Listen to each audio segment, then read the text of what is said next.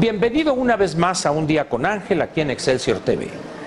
El día de ayer hice el compromiso con usted de que trataríamos el tema de los desastres naturales, esta tragedia que los medios han reportado de manera oportuna e incluso excesiva, dirían algunos, pero desde un punto de vista diferente. Como usted sabe, el lema de este canal de Excelsior TV es Cuestionemos Todo, y eso es lo que vamos a hacer. Mire usted, casi estoy seguro que todos ustedes han visto estas imágenes de casas arrastradas por el agua, por el torrente imparable, imbatible. Ha visto usted puentes destrozados, carreteras, autopistas también destrozadas. Quizá el elemento nuevo sea estos túneles de la autopista del Sol, prácticamente llenos de tierra, una luz. Ha visto usted cientos de miles de damnificados una y otra vez. No solo los ha visto en el estado de Guerrero, en Veracruz, en Tabasco, en Chiapas, los ha visto usted aquí cerca del Distrito Federal, en el Valle de Chalco, pero hace muchos años los vio usted en La Paz, en el río Tijuana, y de repente aparece por ahí un ciclón, un huracán de esos raros por ahí, y ve usted damnificados en algunas ciudades de Sinaloa, de Sonora. Nuevo León es cliente ya frecuente de estos fenómenos meteorológicos. ¿Se ha preguntado usted por qué esa destrucción de puentes, de carreteras, de autopistas, de túneles? ¿Por qué el agua arrasa decenas o centenas de casas de interés social? ¿Se ha preguntado usted alguna vez por qué la gente construye en esos lugares lechos de ríos, de arroyos, lagunas desecadas? ¿Y se ha puesto a pensar usted que hay un funcionario que autorizó la construcción de fraccionamientos en esos lugares a sabiendas del riesgo enorme que estaban corriendo las familias que adquirirían esas viviendas?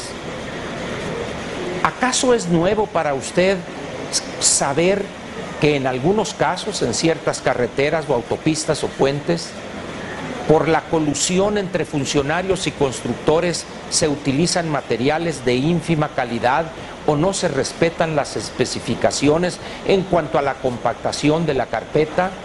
¿No se respetan las especificaciones en cuanto al concreto en algunos puentes? Al final de cuentas, lo que trato de decirle es que detrás de la gran obra pública en este país, desde tiempo inmemorial, ha estado siempre la gran corrupción, la ofensiva y casi obscena corrupción que ha corrompido al sistema político hasta el tuétano. Hace muchos años, algún cínico dedicado a este tipo de negocios acuñó una frase que tiene una vigencia y no sé, lamentablemente, por cuántos años más tendrá vigencia. Haz obra que algo sobra. Al final de cuentas, el gobernante utiliza la obra pública con miras a obtener riquezas mal habidas. En los estados de la República, si usted recuerda, hace quizá unos 20 años a los gobernadores les dio por construir centros de gobierno. Se llenó el país de centros de gobierno. Posteriormente, ante lo absurdo de construir otro centro de gobierno, pues les dio por construir pasos a desnivel, pasos elevados, para que la capital de su estado o una ciudad importante se pareciera a Los Ángeles o a San Diego. No importa que no hubiera aforo vehicular para construir una obra de ese tipo. Lo que importaba, recuerde usted la frase, haz obra que algo sobra. La gran corrupción en este país ha estado ligada desde hace muchos decenios a la gran obra pública. Mucha de la explicación de la tragedia que estamos viendo hoy radica precisamente en ese tipo de corrupción. Malas obras, mal construidas, materiales de pésima calidad, zonas de alto riesgo, pero por esa corrupción hay el funcionario que autorizó ese lugar de alto riesgo, esa zona de alto riesgo, para que se construyera ahí un nuevo asentamiento humano. Pero también hay otra corrupción que es obligatorio decir, la contraparte. ¿Cómo es posible que miles de familias o decenas o centenas de miles de familias mexicanas construyan su vivienda en zonas de alto riesgo? Lechos de río, lechos de arroyos, cañadas, cerros. ¿Por qué lo hacen? ¿Será acaso porque les gusta perder cada año, dos, cada 3 años todas sus pertenencias, todo su patrimonio? Yo creo que no. Yo creo que esta también es una muestra de corrupción. Al final de cuentas, si usted recuerda las últimas imágenes o las más recientes de las tragedias aquí en el Valle de Chalco, usted se deberá haber preguntado, bueno, ¿cómo es posible que esta gente todavía, después de que ha sufrido 1, 2, 3, 4 inundaciones, todavía siga viviendo ahí?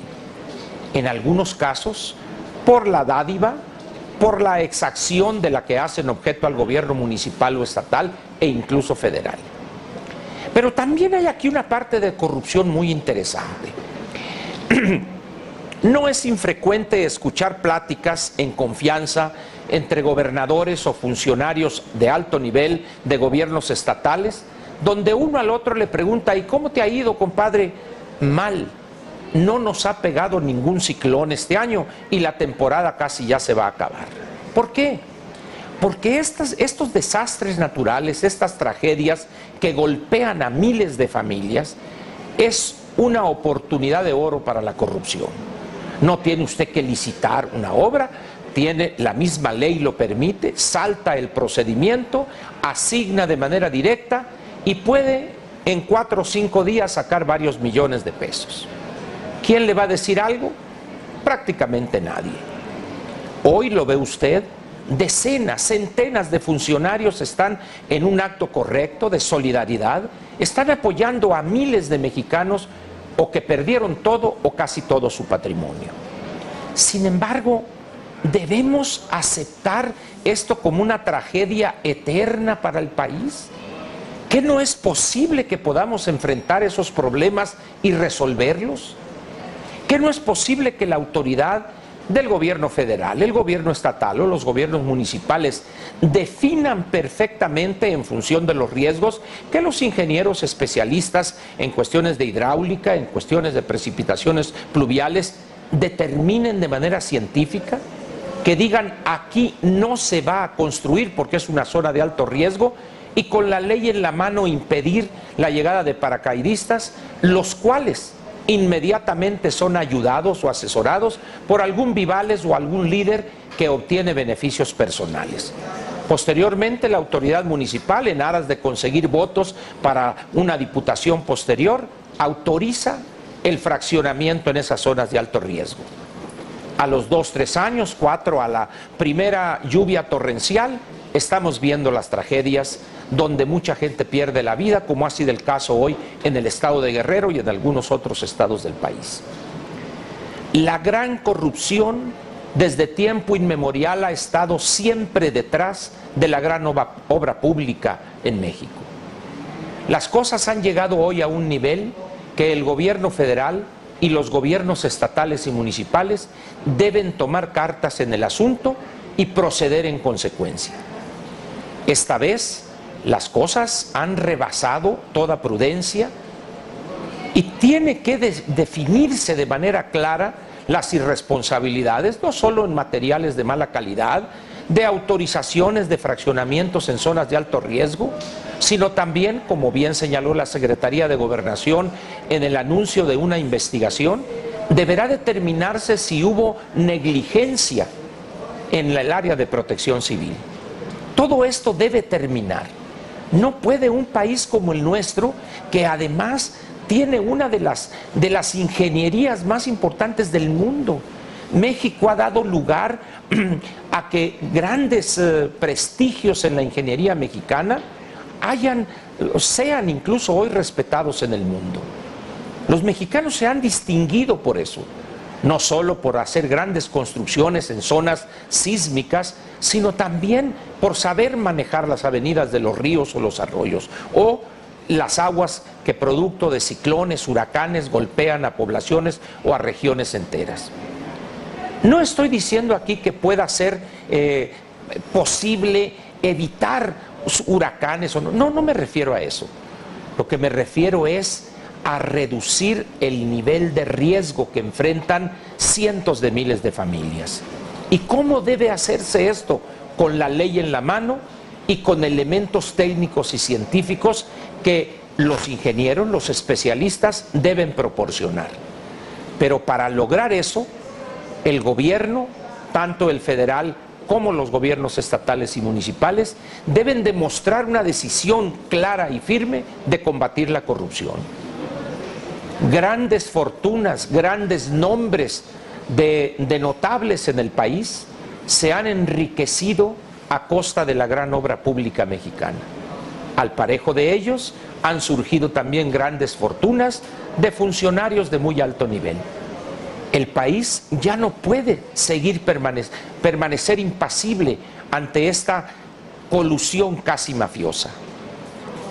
Hoy lo que estamos viendo, no solo en Guerrero y Veracruz, sino en otros estados del país, debe de ser quizá el último aviso para que corrijamos de raíz esta situación.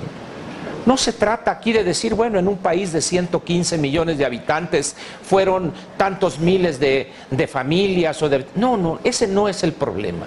No estamos aquí ante un problema numérico, estadístico. Estamos ante una de las muestras más ofensivas de la gran corrupción que ya ha llegado hasta el tuétano del sistema político mexicano. El presidente de la República, desde el momento mismo en que esto se ve, la tragedia, ha estado ahí. Sin embargo, esa es la primera etapa. Hay que ayudar a la población, hay que mostrar la solidaridad.